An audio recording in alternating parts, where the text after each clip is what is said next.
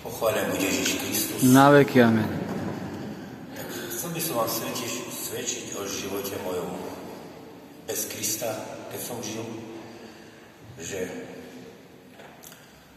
mám manželku, máme 6 detí, ktorí sme ich vychovali vďaka Bohu.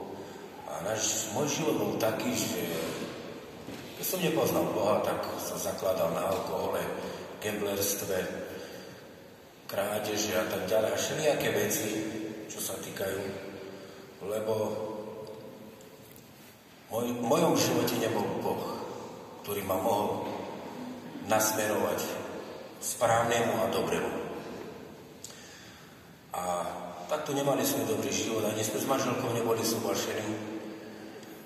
A potom raz, keď Pán Ježiš Kristus poslal mojich bratov Kristovi, ktorí prišli evangelizovať k nám do Čičavy.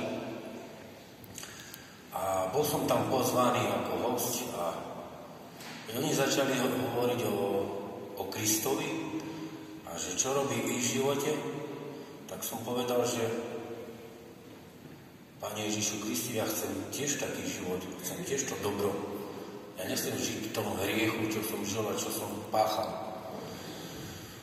Boh začal meniť moje srdce pomaly tak, že zmenil ho tak, že začal som chodiť do cirkvi, spoločenstva ja a potom začala moja manželka, deti.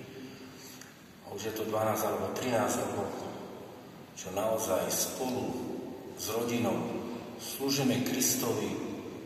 A keď prídu nejaké ťažkosti, ale veríme Bohu, že naozaj Pán Ježiš Kristus je ten, ktorý nás z toho môže vyslobodiť. A tam ma do služby také, že slúžim doma ako spevák, kantor, slúžil som po väzniciach a iným ľuďom.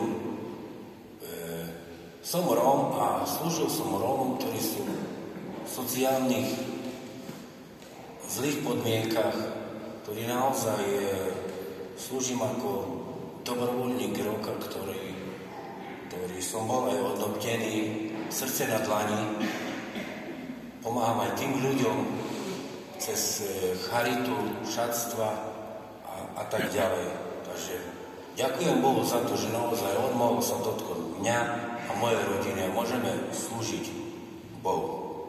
Ďakujem pekne.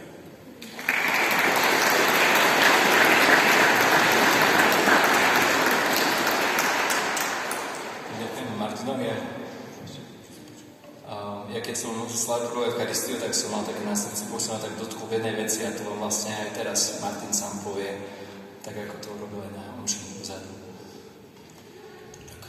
Chcem vás všetkých Slovákov poprosiť, ak my, Romovia, sme vám nejak ublížili, aby ste nám odpustili a prepáčili všetko, keď sme vám dačo zlé spravili.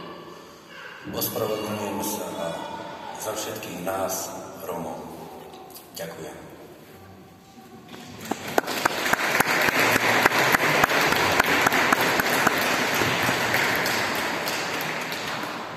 My Slováci, my nemáme za čo. Sme dobré. Aj my, ja mene Slovákov sa chcem a Martina, ktorý zastupujete Romov teraz na tomto mieste, tak ospravedlne za všetky predsudky a všetky tie naše, že ináč to byť nemôže, že nehľadáme možno niekedy ani tie svetlé príklady a tak rozmýšľame, že všetci rovnakým spôsobom žijú zlé život pri tom kopu. Taký, aký je Martin, my máme 50 takých ľudí, čo sa vedia postaviť a hovoriť o Pánovi Ježišovi, evangelizovať dospelých ľudí. A pri tom kopu je vás požehnaných ľudí na celom Slovensku, požehnaných Romov, takže mene nás, Slovákov, prepáčte všetky krivdy, ktoré sa nám spôsobili.